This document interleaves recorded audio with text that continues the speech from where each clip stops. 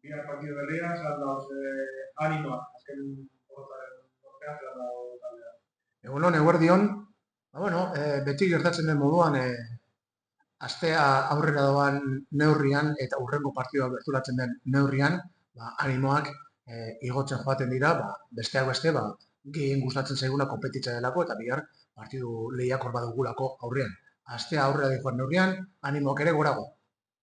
Urtego izan duzu aurrean, urtea, abenduan hor batxe txiki bat izan zuen, baina, berriz bigai jarraia lortu ditu, eta goiko partean dago, eta gokari gogorra.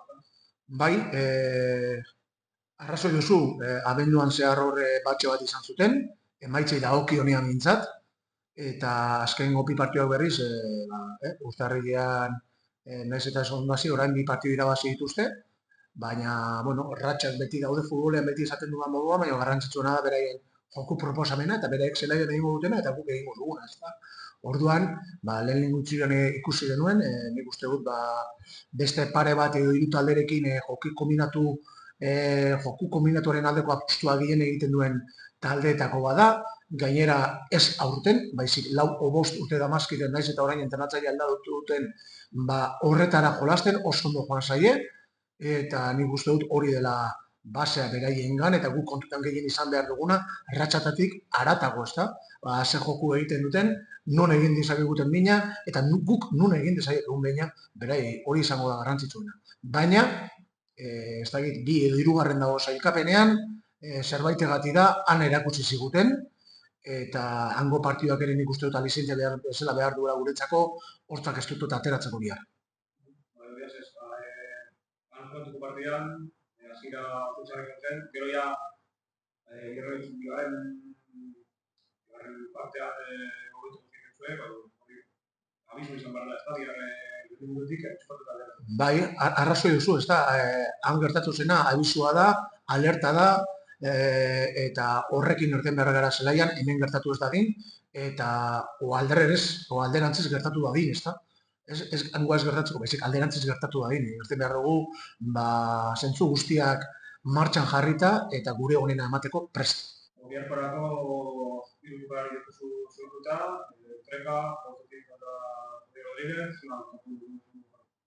Bueno, hau da futbolean talde guztiei, klub guztiei gertatzen zaien beste errealitate bat, no? Lesionatuak eta santzionatuak. Eta normalean gainera gauza hauek elkartzen dira gehiago, edo zenbaki handiagoa izaten da normalean, emaitza gaino onak ez direnean, ezta? Baina hau da beste errealitate aurre egin behar diguna. Hiru horiek ez baldin badaude, plantillako beste hiruk aukera izango dute jolasteko eta demostratzeko zertarako gai diren. Horretarako egiten da udan, plantilla bat eta ez ekipo bat. Biharra buelta kotxera, kulturekin, biharra zelaia zelan A ber, normala den moduan eta urritxe neguan egoten den moduan, nik uste dut pisutzu egongo dela.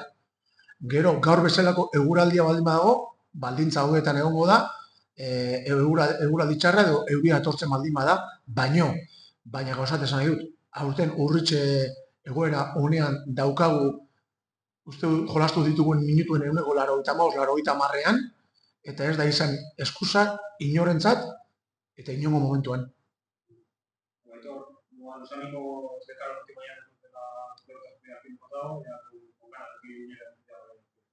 Bueno, como es habitual en el fútbol, hace creo que de 15 días también lo dije, ¿no? Pues cuando ganas hay más humor y cuando pierdes menos ánimos o humor, pero según se acerca el partido y se aleja la derrota, pues se va aumentando y porque lo que nos más gusta es competir y mañana tenemos un partido de competición y entonces los ánimos van hacia arriba. Empezó muy bien, iba líder, luego dice que tuvo un bajón, un bache vital, pero en enero un partido de victorias, A ver, Utebo, como tú bien dices, y como la mayoría de los equipos y clubs, pues ha tenido y tendrá, como nosotros, rachas. Es decir, nosotros primero ganamos todos en casa, luego no ganábamos. Utebo empezó muy bien siendo líder, incluso con distancia a los siguientes, luego ha tenido una racha, le está dando la vuelta. Eso es cosa de siempre. A ver, lo que nosotros nos tenemos que centrar sobre todo es en dos cosas. Uno, el cómo podemos hacerles daño, el cómo nos pueden hacer daño para evitar hacer. Y tres, también acordarnos del partido de ida, porque el partido de ida nos sirvió para saber que tenemos que salir con todo y con todos los sentidos puestos muy en marcha. En cuanto a Mauricio, nuestra afición, pues el campo está un poco pesadito, los tíos han intentado que han A ver, Urriche, invierno normalmente suele estar pesado y yo creo que mañana va a estar un poco pesado. Luego dependerá del tiempo que va a hacer de hoy a mañana, pues estará mejor o peor. Pero lo que quiero decir es que Urriche, en el 90% de los minutos que hemos jugado en Urriche, no ha sido ni en ningún momento ni para nadie excusa el estado de Urriche, el estado del campo de Urriche. Ha estado muy bien y seguro que mañana también estará bien.